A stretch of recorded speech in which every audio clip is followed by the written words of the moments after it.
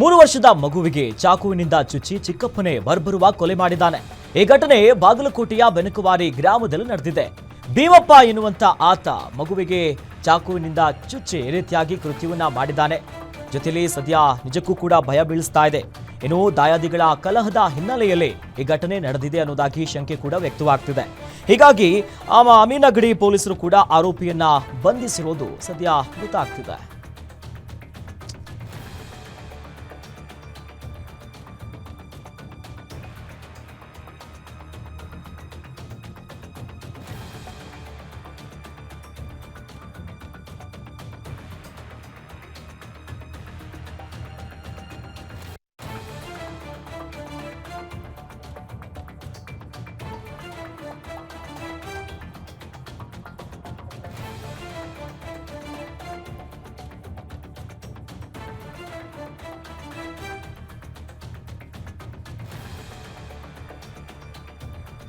ಎಂಟು ವರ್ಷದಿಂದ ಪ್ರೀತಿಸಿ ಯುವತಿಯನ್ನ ಗರ್ಭಿಣಿ ಮಾಡಿ ಇದೀಗ ಕೊಲೆಗೆ ಯತ್ನಿಸಿರುವಂತಹ ಘಟನೆ ದೊಡ್ಡಬಳ್ಳಾಪುರದಲ್ಲಿ ನಡೆದಿದೆ. ಪ್ರೀತಿಸಿದವನು ಮತ್ತು ಆತನ ಕುಟುಂಬಸ್ಥರಿಂದ ಕೊಲೆಯ ಯತ್ನ ನಡೆದಿದೆ ಅಂತ ಸಂತ್ರಸ್ತೆ ಆರೋಪಿಸಿದ್ದಾಳೆ. ಕರೇನಹಳ್ಳಿ ಗ್ರಾಮದಲ್ಲಿ ಜಿಮ್ ಟ್ರೈನರ್ ಗೌತಮ್ ಎಂಬಾತನನ್ನ ಇನ್ನೊಂದ್ಸತಿಲಿ ಯುವತಿ ಪ್ರೀತಿ ಮಾಡ್ತಾ ಇದ್ಲು. ಆಕೆ ಗರ್ಭಿಣಿಯಾದ ನಂತರ ಮದುವೆ ಆಗಲ್ಲ ಅಂತ ಕೈ ಕೊಟ್ಟಿದ್ದ. ಇದೇ ವಿಚಾರವಾಗಿ ಈಗ ಸಂತ್ರಸ್ತೆಯು ಕೋರ್ಟ್ ಮೆಟ್ಟಿಲೇರಿ 376 ಕೇಸ್ ದಾಖಲಿಸಿದ್ಲು. ಈ ಹಿನ್ನೆಲೆಯಲ್ಲಿ ವಾಪಸ್ಸನ್ನ ಪಡೆದುಕೊಳ್ಳುವಂತೆ ಮಹಿಳೆಯನ್ನ ಮನೆಗೆ ಕರೆದುಕೊಂಡು ಹೋಗಿ ರಾಜಿ ಪಂಚಾಯಿತಿ ನೆಪದಲ್ಲಿ ಆಕೆ ಜೊತೆಯಲ್ಲೂ ಕೂಡ ಈಗ ಮಗುಗೂ ಕೂಡ ಕಿರುಕುಳವನ್ನ ನೀಡ್ತಿದ್ದಾರಂತೆ. ಇದೀಗ ಮನೆಗೆ ಬೆಂಕಿ ಹಚ್ಚಿ ಆಕೆಯನ್ನ ತಳ್ಳಿ ಕೊಲೆಗೆ ಯತ್ನಿಸುವಂತ ಆರೋಪ ಕೂಡ ಕೇಳಿಬಂದಿದೆ.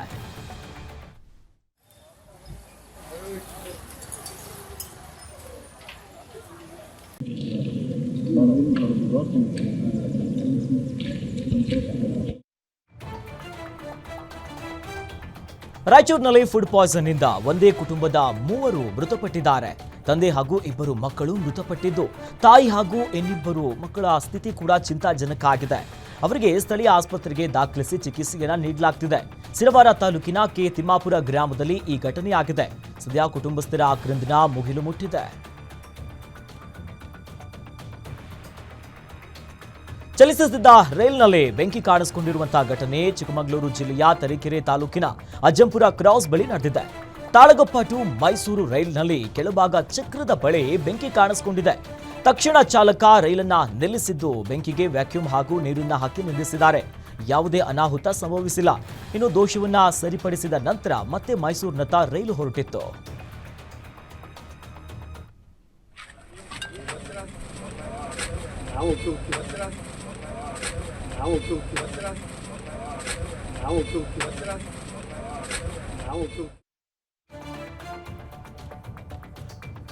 ರಾತ್ರೋರಾತ್ರಿ 3 ಮುಸುಕುದಾರಿಗಳು ಬಾರ್ಗೆ ರಾಜಾರೋಷವಾಗಿ ನುಗ್ಗಿದ್ದಾರೆ. ಹಾಸನ ಜಿಲ್ಲೆಯ ಚಂದ್ರಾಯಪಟ್ಟಣದ ಗುರುನಹಳ್ಳಿ ಸಮೀಪ ಇರುವಂತಹ ಒಂದು ಬಾರ್ ಅಂಡ್ ರೆಸ್ಟೋರೆಂಟ್ನಲ್ಲಿ ಘಟನೆ ಆಗಿರೋದು. ಎಂ ಶಂಕರ್ ಅವರ ಒಡೆತನದ ಬಾರ್ಗೆ ದುಷ್ಕರ್ಮಿಗಳು ನುಗ್ಗಿದ್ದಾರೆ. ಹಾರೆ ಮತ್ತು ರಾಡ್ ಮೂಲಕ ಬೇಗವನ್ನ ಮುರಿದು ಮುಸುಕುದಾರಿಗಳು ಬಾರ್ಗೆ ಎಂಟ್ರಿ ಕೊಟ್ಟಿದ್ದಾರೆ. ತಡರಾತ್ರಿ 2 ಗಂಟೆಯ ಸುಮಾರಿನಲ್ಲಿ ಈ ಘಟನೆ ಆಗಿದೆ. ಮುಸುಕುದಾರಿಗಳು ಬಾರಿನೊಳಗೆ ನುಗ್ಗುವಂತ ದೃಶ್ಯ ಸಿಸಿಟಿವಿಯಲ್ಲಿ ಸೆರೆಯಾಗಿದೆ. ಮಂಡ್ಯದ ಮದ್ದೂರಿನ ಕೆಎಫ್ಸಿಎಸ್ಸಿ ಗೋದಾಮಿನಲ್ಲಿ ಅಕ್ಕಿ ಮೂಟೆಗಳು ಈಗ ಕಳ್ಳತನ ಆಗಿದೆ. 100ಕ್ಕೂ ಹೆಚ್ಚು ಅಕ್ಕಿ ಮೂಟೆಗಳನ್ನ ಕದೀಮರು ಕದ್ದು ಎಸ್ಕೇಪ್ ಆಗಿದ್ದಾರೆ. ಗೋದಾಮಿನ ಸಿಸಿ ಕ್ಯಾಮೆರಾ ದುರಸ್ತಿ ಮಾಡಿಸದೆ ಮ್ಯಾನೇಜರ್ ನಿರ್ಲಕ್ಷ್ಯವನ್ನ ವಹಿಸಿದ್ದೇ ಘಟನೆಗೆ ಕಾರಣ ಅಂತ ಹೇಳಲಾಗ್ತಿದೆ.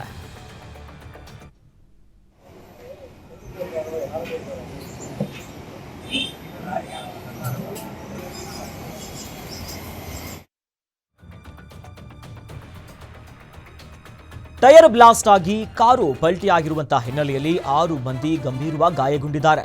ಬೆಳಗಾವಿ ತಾಲೂಕಿನ ಮುತ್ನಾಳ್ ಗ್ರಾಮದ ಬಳಿ ಈ ಘಟನೆಯಾಗಿದೆ. ಮಹಾರಾಷ್ಟ್ರದಿಂದ ಹುಬ್ಬಳ್ಳಿ ಕಡೆಗೆ ಹೊರಟಿರುವಂತಹ ಕಾರು ಮುತ್ನಾಳ್ ಗ್ರಾಮದ ರಾಷ್ಟ್ರೀಯ ಹೆದ್ದಾರಿ 4ರ ಸಮೀಪ ಅಪಘಾತಕ್ಕೀಡಾಗಿದೆ.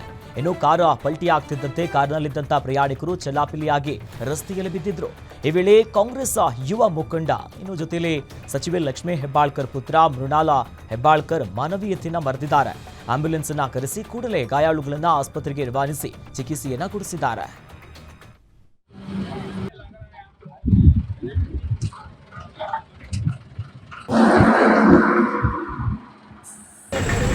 ಬೆಳಗಾವಿಯಿಂದ ಹುಬ್ಬಳ್ಳಿಗೆ ಹೋಗುವಾಗ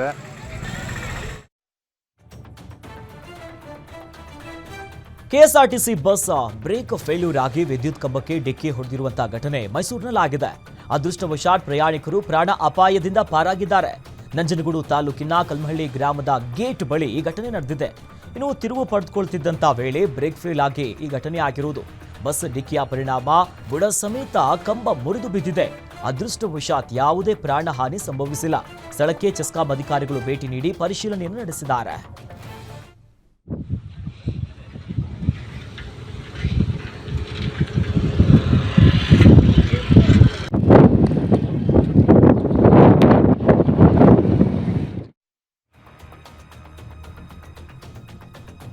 ಬ್ಯಾಂಗಲ್ ಸ್ಟೋರ್ ಹಾಗೂ ಬೇಕರಿಗೆ ಏಕಾಏಕಿಯಾಗಿ ಲಾರಿ ನುಗ್ಗಿದ್ದು ಭೀಕರ ಅಪಘಾತದಲ್ಲಿ ಇಬ್ಬರು ದಾರುಣ ಅಂತ್ಯವನ್ನ ಕಂಡಿದ್ದಾರೆ.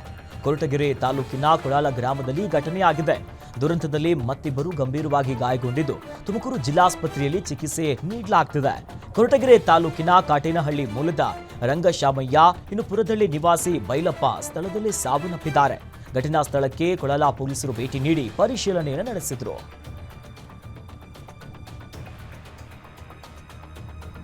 ಇನ್ನು ಸಿಲಿಕಾನ್ ಸಿಟಿಯಲ್ಲಿ ಬಿಎಂಟಿಸಿ ಬಸ್ಗೆ ಮತ್ತೊಂದು ಬಲಿಯಾಗಿದೆ.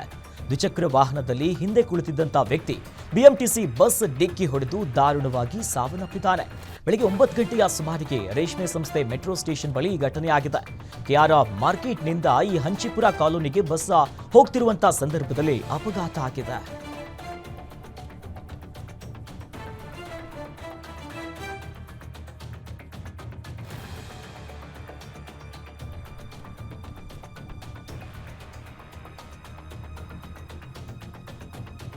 ಬೈಕ್ ಮತ್ತು ಆಟೋ ನಡುವೆ ಭೀಕರ ಅಪಘಾತ ಸಂಭವಿಸಿರುವಂತಹ ಘಟನೆ ಬೆಂಗಳೂರಿನ ಸುಬ್ರಹ್ಮಣ್ಯಪುರ ಬಳಿಯ ಈ ಹ್ಯಾಪಿ ವ್ಯಾಲಿ ಲೇಔಟ್ನಲ್ಲಿ ಆಗಿರುವಂಥದ್ದು. ವೇಗವಾಗಿ ಬರುತ್ತಿದ್ದಂಥ ಬೈಕ್ ಮತ್ತು ಆಟೋ ನಡುವೆ ಅಪಘಾತ ಆಗಿದೆ.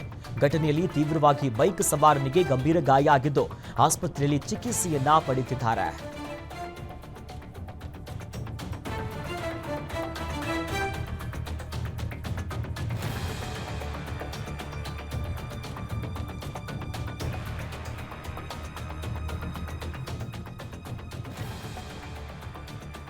ಶಿವಮೊಗ್ಗದಲ್ಲಿ ಹಿಟ್ ಆ್ಯಂಡ್ ರನ್ಗೆ ಬೈಕ್ ಸವಾರ ಸ್ಥಳದಲ್ಲೇ ಮೃತಪಟ್ಟಿರುವಂತಹ ಘಟನೆಯಾಗಿದೆ. ಬೇಡರ ಹೊಸಹಳ್ಳಿ ಕ್ರಾಸ್ ಬಳಿ ರಾತ್ರಿ ನಡೆದಿರುವಂತಹ ಘಟನೆ ಇದು. 25 ವರ್ಷದ ಸಚಿನ್ ಮೃತ ಯುವಕ. ಕೆಲಸ ಮುಗಿಸಿ ರಾತ್ರಿ 11 ಗಂಟೆಯ ಸುಮಾರಿಗೆ ಮನೆಗೆ ತೆರಳುವಂತ ವೇಳೆ ಅಪಘಾತ ಆಗಿದೆ. ಇನ್ನು ಅಪರಿಚಿತ ವಾಹನ ಸವಾರ ಸ್ಥಳದಿಂದ ಎಸ್ಕೇಪ್ ಆಗಿದ್ದು ಗ್ರಾಮಾಂತರ ಪೊಲೀಸ್ ಠಾಣೆಯಲ್ಲಿ ಪ್ರಕರಣ ದಾಖಲಾಗಿದೆ.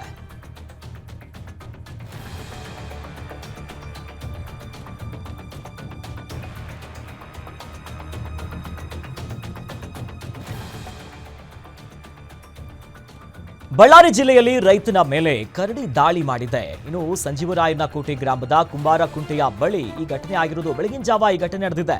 ತನ್ನ ಜಮೀನಿಗೆ ತೆರಳುತ್ತಿದ್ದಂತ ಹೊತ್ತಿನಲ್ಲಿ 55 ವರ್ಷದ ರಾಜು ಮೇಲೆ ಏಕಾಏಕಿಯಾಗಿ ಕರಡಿ ದಾಳಿ ಮಾಡಿದೆ. ಗಂಭೀರ ಗಾಯಗೊಂಡಿದ್ದಂತ ರಾಜು ಅವರನ್ನ ಬಳ್ಳಾರಿ ನಗರದ ಆಸ್ಪತ್ರೆಗೆ ಈಗ ದಾಖಲು ಮಾಡಿದ್ದಾರೆ. ಎಂದಿನಂತೆ ಇವತ್ತು ಬೆಳಿಗ್ಗೆ ರಾಜು ತನ್ನ ಜಮೀನಿಗೆ ಹೊರಟಿದ್ರು. ಇನ್ನು ಸಾಕು ಕುರಿಗಳಿಗೆ ಸೊಪ್ಪನ್ನ ತರುವುದಕ್ಕೆ ಜಮೀನಿಗೆ ತೆರಳುವಂತ ಹೊತ್ತಿನಲ್ಲಿ ಕರಡಿ ದಾಳಿ ನಡೆಸಿದ್ದು ರಾಜು ಕಣ್ಣು, ದವಡೆ, ಮೂಗು, ಬಾಯಿ ಎಲ್ಲವೂ ಕೂಡ ಈಗ ಕಿತ್ತು ಹೋಗಿದೆ.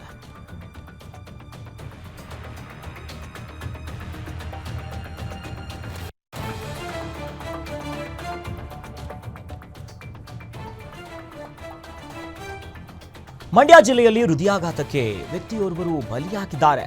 ಕೆಆರ್ಪೇಟೆ ತಾಲೂಕಿನ ಹೊಸಹೊಳಲು ಗ್ರಾಮದಲ್ಲಿ ಘಟನೆಯಾಗಿದೆ. ಹೊಸಹೊಳಲು ಗ್ರಾಮದ ನಿವಾಸಿ 48 ವರ್ಷದ ಶಿವಾಚಾರಿಗೆ ಹಾರ್ಟ್ ಅಟ್ಯಾಕ್ ಆಗಿದೆ. ಕೆಲಸ ಮುಗಿಸಿ ಮನೆಗೆ ಬಂದಿದ್ದಂತ ಶಿವಾಚಾರಿಗೆ ರಾತ್ರಿ ಏಕಾಏಕಿಯಾಗಿ ಎದೆನೋವು ಕಾಣಿಸಿಕೊಂಡಿದೆ. ತಕ್ಷಣವೇ ಕುಟುಂಬಸ್ಥರು ಅವರನ್ನ ಆಸ್ಪತ್ರೆಗೆ ದಾಖಲು ಮಾಡ್ತಾರೆ. ಆದರೆ ಚಿಕಿತ್ಸೆ ಫಲಿಸದೆ ಶಿವಾಚಾರಿ ಹೃದಯಾಘಾತದಿಂದ ಕೊನೆಯುಸಿರನ್ನ ಎಳೆದಿದ್ದಾರೆ.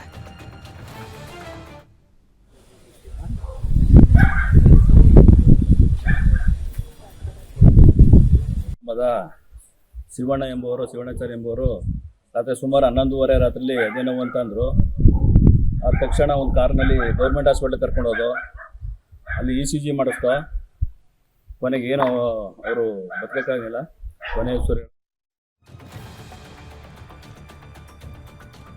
ಕೊಪ್ಪಳ ಜಿಲ್ಲೆಯ ಗಂಗಾವತಿ ತಾಲೂಕಿನ ಪವಿತ್ರ ಅಂಜನಾದ್ರಿ ಬೆಟ್ಟವನ್ನ 62 ವರ್ಷದ ವ್ಯಕ್ತಿಯೊಬ್ಬರು 102 ಕೆಜಿ ತೂಕದ ಜೋಳದ ಚೀಲವನ್ನ ಹೊತ್ತು ಏರಿಯ ಅಚ್ಚರಿಗೊಳಿಸಿದ್ದಾರೆ. ಬಾಗಲಕೋಟೆ ಜಿಲ್ಲೆಯ ಜಮಖಂಡಿಯ ನಿವಾಸಿ ನಿಂಗಪ್ಪ ಸವಣೂರು ಎನ್ನುವಂತ ವ್ಯಕ್ತಿ ಬರೋಬ್ಬರಿ 102 ಕೆಜಿ ತೂಕದ ಜೋಳದ ಚೀಲವನ್ನ ಹೊತ್ತು 575 ಮೆಟ್ಟಿಲುಗಳನ್ನ ಹತ್ತಿ ಜೈ ಶ್ರೀರಾಮ್ ಘೋಷಣೆಯನ್ನ ಕೂಗಿದ್ದಾರೆ. 62 ವರ್ಷದ ಆಂಜನೇಯ ಭಕ್ತ ಯುವಕರನ್ನೇ ನಿಬ್ಬೆರಗಾಗುವಂತೆ ಮಾಡಿದ್ದಾರೆ. ಚೀಲ ಹೊತ್ತ ಈ ಬಾಹುಬಲಿಯ ಸಾಹಸದ ವಿಡಿಯೋ ಸಾಮಾಜಿಕ ಜಾಲತಾಣದಲ್ಲಿ ಸಿಕ್ಕಾಪಟ್ಟೆ ವೈರಲ್ ಆಗ್ತಿದ್ದು ನೆಟ್ಟಿಗರಿಂದ ಮೆಚ್ಚುಗೆ ವ್ಯಕ್ತವಾಗ್ತಿದೆ. ಬಲವಾದ ಆಹಾರ ಪದ್ಧತಿಯಿಂದಾಗಿ ದೇಹದಲ್ಲಿ ಶಕ್ತಿ ಇಲ್ಲದೆ ಈಗಾಗಲೇ ಒದ್ದಾಡ್ತಿರುವಂತಹ ಯುವ ಜನರ ನಡುವೆ 62ರ ವಯಸ್ಸಿನ ನಿಂಗಪ್ಪ ಅವರ ಈ ಸಾಹಸ ನಿಜಕ್ಕೂ ಕೂಡ ಮಾದರಿಯಾಗಿದೆ.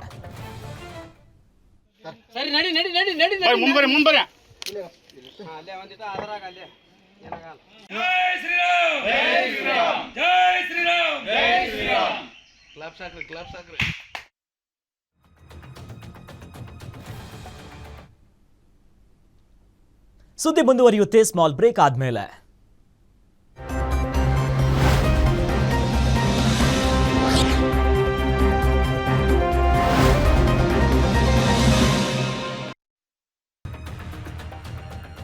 ತುಮಕೂರು ಜಿಲ್ಲೆಯಲ್ಲಿ ಇಬ್ಬರು ಸರ್ಕಾರಿ ಅಧಿಕಾರಿಗಳನ್ನ ಲೋಕಾಯುಕ್ತ ಬಲೆಗೆ ಬಿದ್ದಿದ್ದಾರೆ.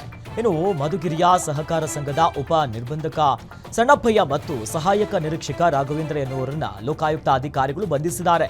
ತುಮಕೂರು ಜಿಲ್ಲೆಯ ಶಿರಾ ತಾಲೂಕಿನ ಯಲಿಯೂರು ಗ್ರಾಮದ ಮೀನುಗಾರಿಕೆ ಸಹಕಾರ ಸಂಘದ ಖಾತೆಯನ್ನ ಬ್ಲಾಕ್ ಮಾಡಲಾಗಿತ್ತು. ಈ ಖಾತೆಯ ಬ್ಲಾಕ್ ಅನ್ನ ತೆರವುಗೊಳಿಸಲು ಅಧಿಕಾರಿಗಳು 20,000 ರೂಪಾಯಿ ಲಂಚಕ್ಕೆ ಬೇಡಿಕೆಯನ್ನ ಇಟ್ಟಿದ್ರು. ಘಟನೆಯ ಹಿನ್ನೆಲೆಯಲ್ಲಿ ಮೀನುಗಾರಿಕೆ ಸಂಘದ ಪದಾಧಿಕಾರಿ ರವೀಶ್ ಲೋಕಾಯುಕ್ತಕ್ಕೆ ದೂರನ್ನು ನೀಡಿದ್ರು. ದೂರಿನ ಹಿನ್ನೆಲೆಯಲ್ಲಿ ದಾಳಿ ನಡೆಸಿದ ಲೋಕಾಯುಕ್ತ ಅಧಿಕಾರಿಗಳು ಲಂಚದ ಹಣ ಸ್ವೀಕರಿಸುತ್ತಿದ್ದಂತ ವೇಳೆ ದಾಳಿ ನಡೆಸಿದ್ದಾರೆ.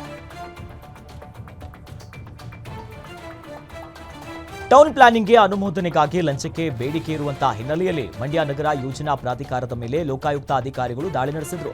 30,000ಕ್ಕೆ ಬೇಡಿಕೆ ಇಟ್ಟು 15,000 ಮುಂಗಡ ಪಡೆಯುವಂತಹ ವೇಳೆ ನಗರ ಯೋಜನಾ ಪ್ರಾಧಿಕಾರದ ಸಿಬ್ಬಂದಿ ಅನನ್ಯ, ಸೌಮ್ಯ, ಹರೀಶ ರೆಡ್ ಹ್ಯಾಂಡ್ ಆಗಿ ಸಿಕ್ಕಿಬಿದ್ದಿದ್ದಾರೆ. ಮದ್ದೂರು ತಾಲೂಕಿನ ಚಂದೂಪುರದ ನಿವಾಸಿ ಪುನೀತ್ ಲೋಕಾಯುಕ್ತಕ್ಕೆ ದೂರನ್ನ ಕೊಟ್ಟಿದ್ರು. ಈ ಹಿನ್ನೆಲೆಯಲ್ಲಿ ಲೋಕಾಯುಕ್ತ ಎಸ್ಪಿ ಸುರೇಶ್ ಬಾಬು ನೇತೃತ್ವದಲ್ಲಿ ದಾಳಿ ನಡೆದಿದೆ. ಇನ್ನು ವಶಕ್ಕೆ ಪಡೆದು ನೌಕರರನ್ನ ಲೋಕಾಯುಕ್ತ ಪೊಲೀಸರು ವಿಚಾರಣೆ ನಡೆಸಿದ್ದಾರೆ.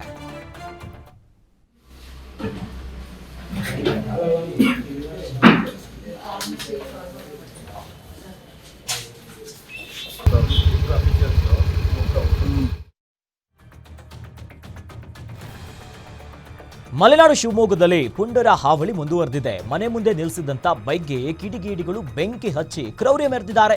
ಶಿವಮೊಗ್ಗ ತಾಲೂಕಿನ ಕುರ್ಲಹಳ್ಳಿ ಗ್ರಾಮದಲ್ಲಿ ಈ ಘಟನೆ ಆಗಿರೋದು. ಓಂಕಾರಪ್ಪ ಎನ್ನುವರಿಗೆ ಸೇರಿದಂತ ಸ್ಪೆಂಡರ್ ಪ್ಲಸ್ ಬೈಕ್ಗೆ ದುಷ್ಕರ್ಮಿಗಳು ಬೆಂಕಿ ಹಚ್ಚಿ ಪರಾರಿಯಾಗಿದ್ದಾರೆ. ಬೆಂಕಿ ಕಂಡು ನಾಯಿ ಬೊಗಳಿದಾಗ ಎಚ್ಚರಗೊಳ್ಳುತ್ತಾರೆ ಈ ಓಂಕಾರಪ್ಪ. ಆಗ ಹೊರಗು ಬಂದು ನೋಡ್ತಾರೆ.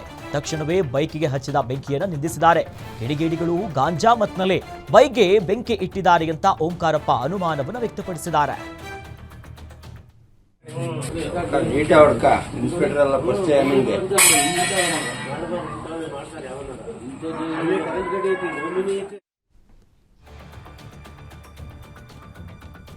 ಕಾಫಿನಾಡ್ನಲ್ಲಿ ಹೊಸ ಮಾದರಿಯ ತರಗತಿಗಳ ಆರಂಭಕ್ಕೆ ಅಲ್ಲಿನ ಶಿಕ್ಷಕರು ನಾಂದಿ ಹಾಡಿದ್ದಾರೆ. ಮೂಡಿಗೆರೆ ತಾಲೂಕಿನ ಬಣಕಲ್ ಪ್ರೌಢಶಾಲೆಯಲ್ಲಿ ಈಗ ವೃತ್ತಾಕಾರದಲ್ಲಿ ತರಗತಿಗಳನ್ನು ಆರಂಭಿಸಿ ವಿನೂತನ ಪ್ರಯತ್ನವನ್ನು ಮಾಡಲಾಗಿದೆ. ಆರಂಭಿಕವಾಗಿ 8ನೇ ತರಗತಿಗೆ ಈ ಸೆಮಿ ಸರ್ಕಲ್ ತರಗತಿಗಳ ಆರಂಭವನ್ನು ಮಾಡಲಾಗಿದೆ.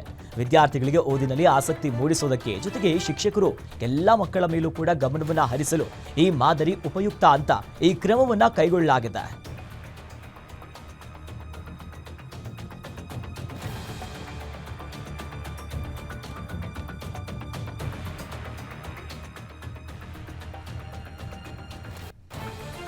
ವೈದ್ಯರ ನಿರ್ಲಕ್ಷ್ಯಕ್ಕೆ ಯುವಕ ಸಾವನ್ನಪ್ಪಿದ್ದಾನೆ ಅಂತ ಆರೋಪಿಸಿರುವಂತಹ ಘಟನೆ ಚಿತ್ರದುರ್ಗದ ಬಸವೇಶ್ವರ ಆಸ್ಪತ್ರೆಯಲ್ಲಿ ನಡೆದಿದೆ.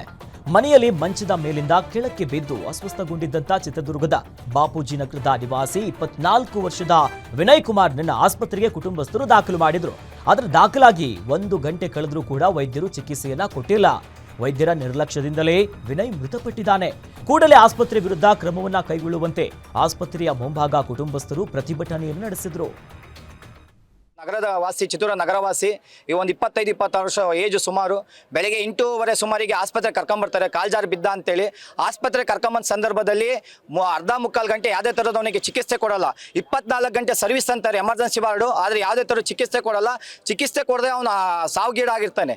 ಅದ್ರ ಪಕ್ಕದಲ್ಲೂ ಇನ್ನೊಂದು ಸಾವಾಗಿದೆ, ಅವನಿಗೂ ಸರಿಯಾಗಿ ಚಿಕಿತ್ಸೆ ಕೊಟ್ಟಿದ್ದಲ್ಲ. ಬಸವೇಶ್ವರ ಆಸ್ಪತ್ರೆ ಅಂದ ತಕ್ಷಣ ಸಾವಿನ ಆಸ್ಪತ್ರೆ ಇದು. ಯಾರು ದಯವಿಟ್ಟು ಹೇಳ್ತೀನಿ ಚಿತ್ತೂರು ನಾಗರಿಕರಿಗೆ ಕರೆಂಟ್ ಇಲ್ಲದೆ ಹೃದಯ ಸಂಬಂಧಿ ಅಸ್ತಮಾ ರೋಗಿಗಳು ಪರದಾಡುತ್ತಿರುವಂತಹ ಘಟನೆ ಯಾದಗಿರಿಯಲ್ಲಿ ಆಗ್ತಿದೆ ನೋಡಿ.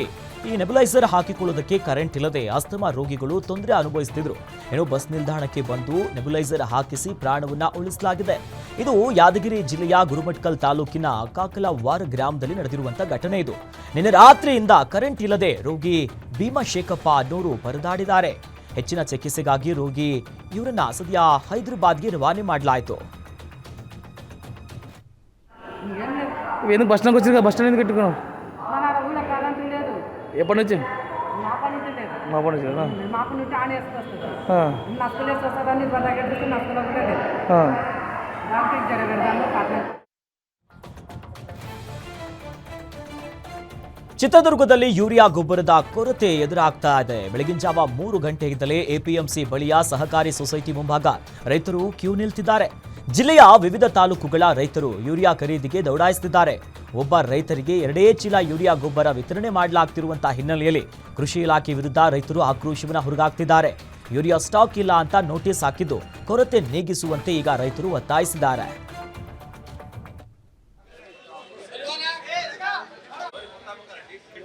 ಯೂರಿಯಾ ಗೊಬ್ಬರ ತೊಂದರೆ ಆಗ್ತೈತೆ. ಯೂರಿಯಾ ಗೊಬ್ಬರ ಸಿಗ್ತಾ ಇಲ್ಲ. ಬೇರೆ ಕಡೆ ಹೋದರೆ 1,000 ರೂಪಾಯಿ ಕ್ವಿಂಟಲ್ ಹೇಳ್ತಾ ಇದ್ದಾರೆ. ಬೇರೆ ಇವ್ರು ಅಂಗಡಿಯರಲ್ಲ. ನಮ್ಮ ಸೊಸೈಟಿಯಿಂದ ನಮಗೆ ಏನು ಗೌರ್ಮೆಂಟ್ನವ್ರು ಕೊಡ್ತಾ ಇದ್ದಾರೆ ಅದರಂತೆ ನಮಗೆ ಕೊಡ್ತಾ ಇರಬೇಕು. 300 ರೂಪಾಯಿ ಪ್ಯಾಕೆಟ್ ಕೊಡ್ತಾರೆ. 290 ಕೊಡ್ತಿದ್ರು. 10 ರೂಪಾಯಿ ಜಾಸ್ತಿ ಮಾಡಿದ್ರೆ 10 ರೂಪಾಯಿ ಹೋಗಲಿ. ನಮಗೆ ಗೊಬ್ಬರ ಕೊಡ್ತಾ ಇಲ್ಲ. ಮಳೆ ಬಂದು ಮೆಕ್ಕೆಜೋಳಗಳೆಲ್ಲ ಕೆಂಪಗಾಗಿ ಅಧ್ವಾನ. ರಸ್ತೆ ಗುಂಡಿಗಳ ವಿರುದ್ಧ ಸಾರ್ವಜನಿಕರು ವಿನೂತನವಾಗಿ ಪ್ರತಿಭಟನೆ ನಡೆಸಿದ್ದಾರೆ. ಬೆಳಗಾವಿ ನಗರದ 3ನೇ ರೈಲ್ವೆ ಗೇಟ್ ಬಳಿ ಈ ಘಟನೆ ಆಗಿರೋದು. ಬ್ರಿಡ್ಜ್ ಹತ್ತಿರ ಗುಂಡಿಗಳಿಗೆ ರಂಗೋಲಿ ಹಾಕುವ ಮೂಲಕ ಆಕ್ರೋಶವನ್ನು ವ್ಯಕ್ತಪಡಿಸಿದ್ದಾರೆ. ನಿತ್ಯ ಓಡಾಡೋದಕ್ಕೆ ತೊಂದರೆ ಆಗ್ತಿದೆ, ಹೀಗಾಗಿ ಇದನ್ನ ಸರಿ ಮಾಡಿ ಅಂತ ಎಷ್ಟೇ ಒತ್ತಾಯ ಮಾಡಿದ್ರು ಕೂಡ ಕೇಳ್ತಾ ಇಲ್ಲ. ರಸ್ತೆ ಗುಂಡಿಗಳನ್ನ ಸರಿಪಡಿಸದೇ ಇದ್ರೆ ರಸ್ತೆಯನ್ನ ಬಂದ್ ಮಾಡಿ ಹೋರಾಟ ಮಾಡುವಂತ ಎಚ್ಚರಿಕೆಯನ್ನ ಕೊಟ್ಟಿದ್ದಾರೆ.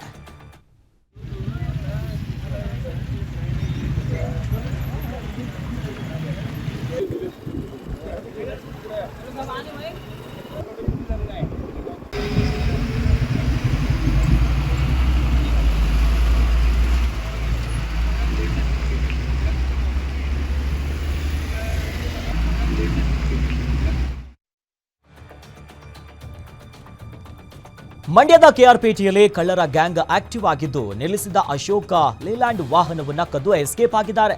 ಐನಾತಿ ಕಳ್ಳರ ಕೈಚಳಕ ಶೋರೂಮ್ನ ಸಿಸಿಟಿವಿ ಕ್ಯಾಮೆರಾದಲ್ಲಿ ಸೆರೆಯಾಗಿದೆ. ಶ್ರೀ ಚಾಮುಂಡೇಶ್ವರಿ ಆಟೋ ಲಿಂಕ್ಸ್ನಲ್ಲಿ ಈ ಘಟನೆ ಆಗಿರುವುದು. ವೆಂಕಟೇಶ್ ಅವರಿಗೆ ಸೇರಿದಂತ ಚಾಮುಂಡೇಶ್ವರಿ ಆಟೋ ಸೆಕೆಂಡ್ ಶೋರೂಮ್ ಮುಂದೆ ನಿಲ್ಲಿಸಿದ್ರು. ಆದರೆ 7 ಲಕ್ಷ ಮೌಲ್ಯದ ಅಶೋಕ್ ಲೇಲ್ಯಾಂಡ್ ವಾಹನವನ್ನ ಕಳ್ಳತನ ಮಾಡಿದ್ದಾರೆ.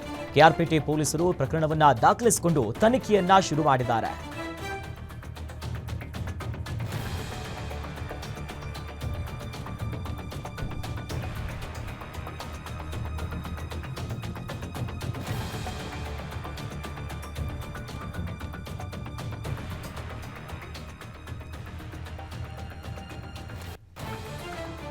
ಕಲಬುರಗಿಯ ಚಿಂಚೋಳಿ ತಾಲೂಕಿನಲ್ಲಿ ತಡರಾತ್ರಿ ಸುರಿದಂತ ಭಾರೀ ಮಳೆ ಸಾಕಷ್ಟು ಅವಾಂತರವನ್ನ ಸೃಷ್ಟಿ ಮಾಡಿದೆ.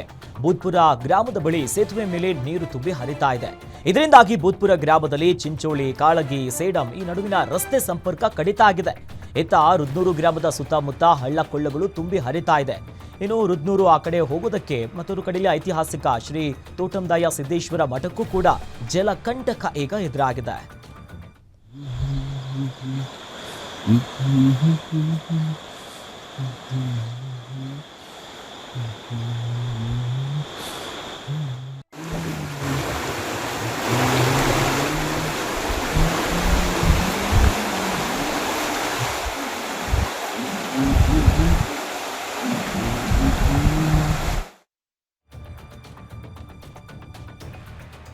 ಯುವಕನ ಕಿರುಕುಳಕ್ಕೆ ಬೇಸತ್ತು ಯುವತಿ ನೀರಿಗೆ ಹಾರಿ ಆತ್ಮಹತ್ಯೆಯನ್ನ ಮಾಡಿಕೊಂಡಿರುವಂತಹ ಘಟನೆ ಕಲಬುರಗಿ ಜಿಲ್ಲೆಯ ಕಮಲಾಪುರದಲ್ಲಿ ನಡೆದಿದೆ. ಬೋಷಣಗಿ ಗ್ರಾಮದ 22 ವರ್ಷದ ಸಾಕ್ಷಿ ಮೃತ ಯುವತಿ. ರಾಜನಾಳ ಗ್ರಾಮದ ಯುವಕ ಅಭಿಷೇಕ್ ಯುವತಿಗೆ ಕಿರುಕುಳವನ್ನ ನೀಡುತ್ತಾ ಇದ್ದ. ಜೊತೆಗಿದ್ದಂತ ಫೋಟೋಗಳನ್ನ ಸಾಮಾಜಿಕ ಜಾಲತಾಣದಲ್ಲಿ ಹರಿಬಿಟ್ಟಿದ್ದ. ಈ ಹಿನ್ನೆಲೆ ಮನನೊಂದು ಯುವತಿ ಕುರಿಕೋಟ ಬ್ರಿಡ್ಜ್ ಮೇಲಿಂದ ಜಿಗಿದು ಸಾವಿಗೆ ಶರಣಾಗಿದ್ದಾಳೆ ಅಂತ ಹೇಳಲಾಗ್ತಿದೆ. ಯುವತಿ ಮೃತದೇಹಕ್ಕಾಗಿ ಪೊಲೀಸರು ಹುಡುಕಾಟವನ್ನು ನಡೆಸಿದ್ದಾರೆ. ಮಹಂಗಾಂವ ಪೊಲೀಸ್ ಸ್ಟೇಷನ್ನಲ್ಲಿ ಸದ್ಯ ಕೇಸ್ ದಾಖಲಾಗಿದೆ.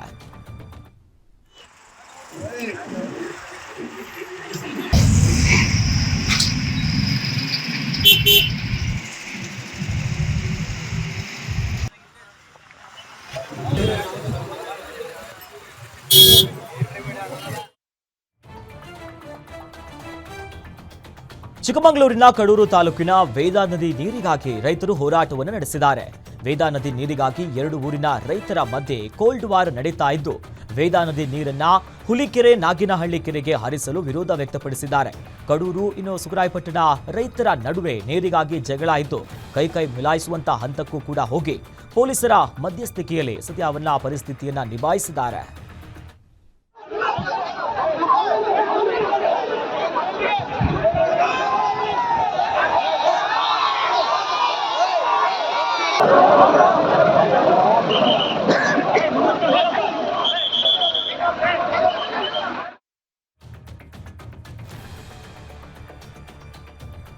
ವಿದ್ಯುತ್ ಲೈನ್ ಸರಿಪಡಿಸುವ ವೇಳೆ ಕಾಲೇಜು ವಿದ್ಯಾರ್ಥಿ ಮೃತಪಟ್ಟಿರುವಂತಹ ಘಟನೆ ಚಿಕ್ಕಬಳ್ಳಾಪುರದ ಗೌರಿಬಿದನೂರು ತಾಲೂಕಿನ ಕಾಟನಕಲ್ಲು ಗ್ರಾಮದಲ್ಲಿ ಆಗಿದೆ.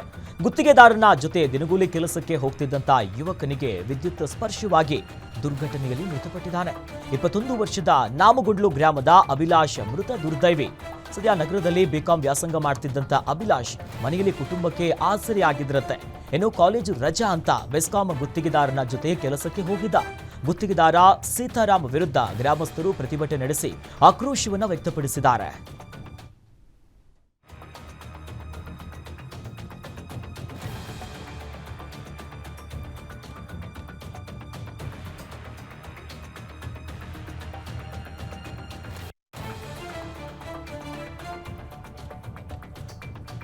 ಎಣ್ಣೆ ತಂದುಕೊಡುವಂತೆ ಯುವಕನ ಮೇಲೆ ಮನಸೋ ಇಚ್ಛೆ ಹಲ್ಲೆ ನಡೆಸಿರುವಂತಹ ಘಟನೆ ಶಿವಮೊಗ್ಗದಲ್ಲಿ ನಡೆದಿದೆ. ಸಂಪೇಕಟ್ಟೆ ಸರ್ಕಲ್ ಬಳಿ ಜೀಪ್ನಲ್ಲಿ ಬಂದಂತ ಮೂವರು ರಸ್ತೆಯಲ್ಲಿ ಹೋಗ್ತಿದ್ದವನಿಗೆ ಮದ್ಯವನ್ನ ತಂದು ಕೊಡುವಂತೆ ಹೇಳಿದ್ದಾನೆ. ಅದಕ್ಕೆ ಲಕ್ಷ್ಮೀಶ್ ಎನ್ನುವಂತ ಯುವಕ ನಿರಾಕರಿಸಿದ್ದಾನೆ. ಏಕಾಏಕಿ ಮೂವರು ಸೇರಿ ಆತನ ಮೇಲೆ ಅಟ್ಯಾಕ್ ಮಾಡಿದ್ದಾರೆ.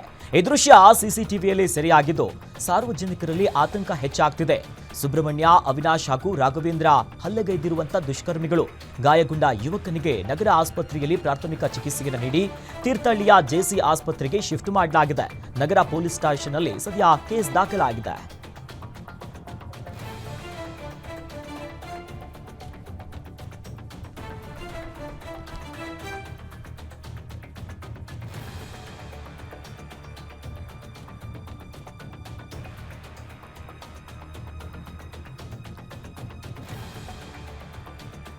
ಚಿಕ್ಕಬಳ್ಳಾಪುರದ ಬಟ್ಲಹಳ್ಳಿ ಪ್ರಾಥಮಿಕ ಆರೋಗ್ಯ ಕೇಂದ್ರದಲ್ಲಿ ಆಂಬ್ಯುಲೆನ್ಸ್ ಕೊರತೆಯಿಂದ ರೋಗಿಗಳು ಪರದಾಡುವಂತ ಪರಿಸ್ಥಿತಿ ಆಗಿದೆ ನೋಡಿ.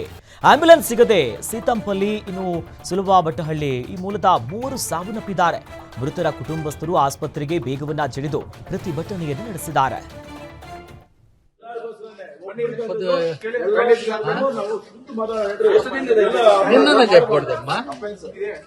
ಎಷ್ಟು ಸಾರಿ ನಮ್ಮ ಕಣ್ಣು ಮುಂದೆ ಆಚೆ ಹೋಗಿರೋದು ನಾವು ನೋಡಿದ್ದೀವಿ ಸರ್. ನೀವು ಹೇಳಿದ್ರೆ ಮಾತ್ರ ಇವಾಗ ಮುಂದೆ ನೋಡಿದೀವಿ.